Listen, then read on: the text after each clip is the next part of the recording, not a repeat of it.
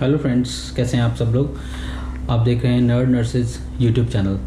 25 मई को फ्रांसीसी वायरोलॉजिस्ट ने ये अपनी रिपोर्ट में बताया कि जिन लोगों ने कोविड वैक्सीन लगवाई है वो विद इन 2 years मर सकते हैं।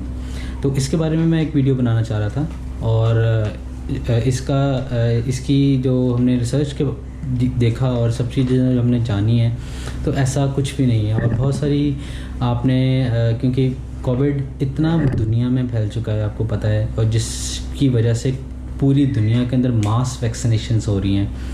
और आप जानते हैं कि मास वैक्सीनेशन में जितने लोग एक्सपायर हो रहे हैं, अगर किसी ने फर्स्ट डोज लगवाया है और वो एक्सपायर हो रहा है तो उसको भी आफ्टर वैक्सीनेशन की उसमें लेके आ रहे हैं। दूसरी जो ये है कि तमाम दुनिया जो है CDC को फॉलो करती है, सेंटर ऑफ डिज़ीज़ कंट्रोल को।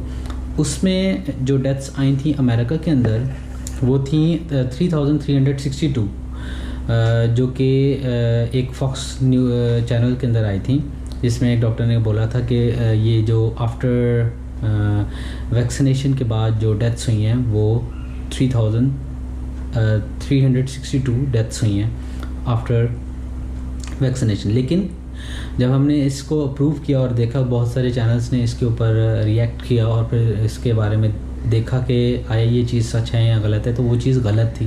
क्योंकि जब CDC की वेबसाइट में गए और जहाँ पर उनका जो अलग से एक एरिया है जिसमें vaccination adverse effect reporting system है, उसमें जब देखा गया तो उसमें जो डेथ्स थी वो थी 34,442।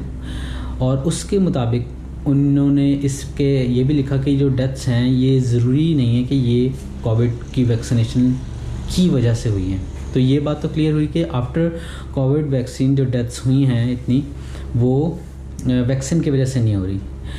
तो हमें इस तरह की अफवाहें जो वायरोलॉजिस्ट जो फ्रांस के वायरोलॉजिस्ट ने जो बताई हैं, ये इस तरह की अफवाहों के बारे में जो है ना, हमें उन पे यकीन नहीं करना चाहिए और बस हमें अंधाधुंध जो है उस पर यकीन नहीं करना चाहिए। और मैं आपसे रिक्वेस्ट करूंगा कि आप सब लोग जिस तरह से वैक्सीनेशन करवा रहे हैं, जिनका फर्स्ट डोज़ लगें वो और अपना सेकंड डोज़ मुकम्मल करें, क्योंकि वैक्सीनेशन ही एक प्रॉपर हल है इस डिज़ीज़ को इस दुनिया से ख़त्म करने के लिए। दूसरा बात ये कि वायरोलॉजिस्ट ने जो ये बताया था अपनी रिपोर्ट में कि जब हम कोविड वैक्सीन लगवाते हैं तो एक तरह का एंटीजन हमारे बॉडी के अंदर इंट्रोड्यूस होता है जो कि डिज़ीज़ नहीं करता, लेकिन वो एंटीबॉडीज़ उस डिज़ीज़ में बनाता है, उस डिज़ीज़ के लिए प्रोड्यूस करता है।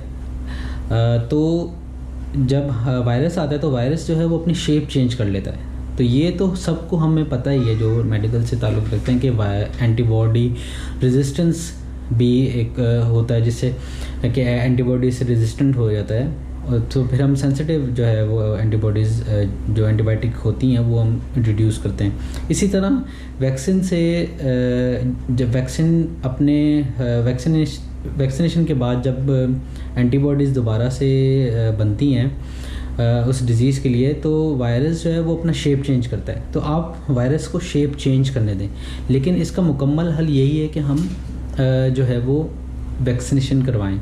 80 to 90% जो है वो इसका हल यही है। अगर कुछ लोगों में 100 में से 1% या 4% कुछ लोगों में अगर इस तरह से हो रहा है और वो वायरस जो है वो अपना शेप चेंज कर लेता है और वो फिर जो है वो किसी भी पेशेंट पे हावी होता है, तो उससे आप डरने की ज़रूरत नहीं है। लेकिन अभी अगर आप ओवरऑल डेटा देखें कि वो कंट्रीज़ जिन्होंने वैक्सीनेशन लगवाई वो वहाँ पर डेथ रेशो क्या है, और वो कंट्रीज़ जिन्होंने अभी तक वैक्सीनेशन नहीं लगवाई और वहाँ पर बहुत परसेंटेज कम है वैक्सीनेशन की, तो उनका जो डेथ रेशो है वो देख लें तो आपको खुद ही नज़र आ जाएगा।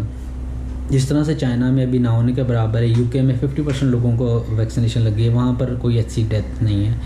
तो CDC जो है इस बात को डिनाई करता है कि जो डेथ्स होती हैं आफ्टर वैक्सीनेशन वो वैक्सीन की वजह से होती हैं। तो thank you for listening this video. Thank you.